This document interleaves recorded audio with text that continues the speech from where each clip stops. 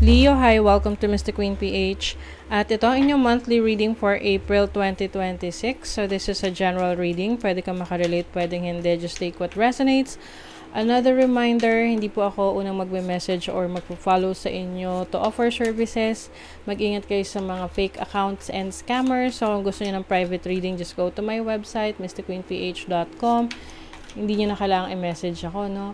Or pwede niyo kayong dumiretso sa aking calendar. So, merong link sa description or sa comment section.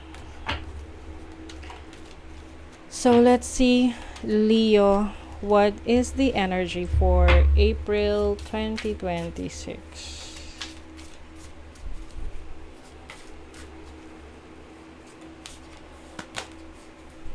Last quarter, merong release, letting go. Letting go of the old. So, yung iba sa inyo, literal, meron kayong i-let go na gamit. Kaya, tao sa buhay nyo that is no longer serving you. Pwedeng yung iba, magde-declutter. Alam mo yun, mag-sort out ka ng mga gamit mo na hindi mo na ginagamit. Mga bagay na hindi mo na ginagamit. Ido-donate o kaya pamimigay, bebenta. And I also see this as release ng emotions eh. Yung mga hindi mo pinaprocess na emotions na ngayon ready ka na to feel that emotion. And once you feel that emotion, syempre may iyak ka dyan. So yung pag-iyak, yan yung way natin to release. You have Neptune energy. This is your imagination, your creativity. Maaring merong ma-activate sa'yo na creative talents or skill set ngayong April, wherein i-explore mo siya. Although, andun yung interest mo, pero gusto mo pang malaman, matuklasan, or intindihin yung interest mo na yun. Let's say, for example, nagiging interesado ka sa astrology or sa tarot or anything. Tapos, syempre, interesado ka doon, although wala ka pa masyadong alam doon, pero gusto mong explore. Oo. Can be anything, any interest mo. You also have celebration. Alam niyo, full moon is also about release. And this is also about culmination, like achievement. So, meron kang isi-celebrate na na-achieve mo in the past few months or weeks. Mga 6 months, ganyan. Pwedeng, in-start mo to around October, November of 2025. Can be a business career or can be a relationship as well. So, you are celebrating. You are celebrating. Okay. Let's see. Ano pa? Meron ding pagtitipon-tipon dito. Oo. Kung may party, ganyan. Merong reunion.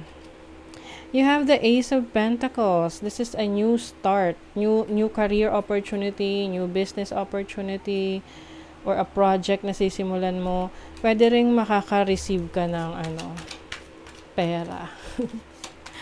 Diba? Ang saya nun. Meron ka marireceive na pera. Itong pera na to is pwedeng ina-expect mo na. Or pwedeng may magbibigay sa'yo. You have the 5 of Swords. Nako. Alam nyo, Leo, merong mga taong secretly competitive sa'yo na gusto kang parang ginagaya ka every time na meron kang gagawin. Or, alam mo yun, minsan kasi may mga ganyan na yung iba, hindi sila aware. Yung iba naman, aware sila. Na kapag meron kang ginawa, gusto noon, gagayahin rin nila yung ginagawa mo. Kasi may gusto silang patunayan na lahat ng kaya mo, kaya rin nila. You have the Page of Cups, the Two of Pentacles. Okay, be careful kung merong, para sa mga papasok sa new relationship or merong meron kayong situationship ngayon, make sure na kilalanin mo tong taong to that you are dealing with, kasi baka may sabit o kaya complicated yung situation niya, madamay, oo. You have the Two of Pentacles, Ten of Pentacles. Financially, may stability rito. I think you're going to be very busy ngayong April. Focused on your finances, your business, or work mo. I also see you receiving, meron ka marireceive na resources, or let's say, property, ari-arian, pera galing sa family. Galing sa pamilya mo or sa parents mo. Pwedeng yan. That is yung tawag nito, inheritance.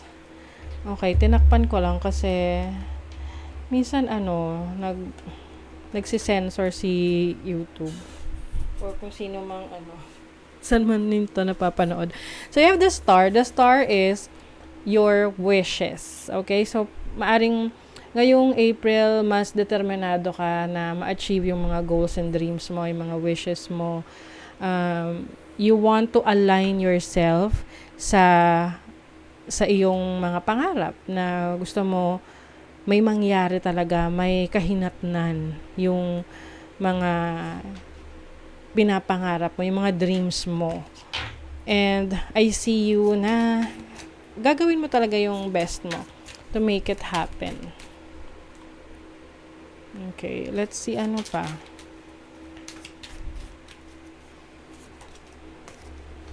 Accountability, 69. Okay. So, taking accountability. So, ibig sabihin nito, kung ano man yung mga decision mo, no? Paninindigan mo yan. Kung ano man yung mga resulta ng decision mo, you will be accountable for that. Kaya, magiging maingat ka rin sa mga choices mo. 'Di ba? Ito, passion. You are going to focus on your passion, creativity, whatever you like to do, no? Yun yung bibigyan mo ng focus and attention. You also have potential opportunities. Butterfly symbolizes new beginning. So, maaring itong potential opportunities na to ay magbibigay sa iyo ng bagong simula, bagong oportunidad para masimulan mo or magawa mo na yung mga pangarap mo sa buhay.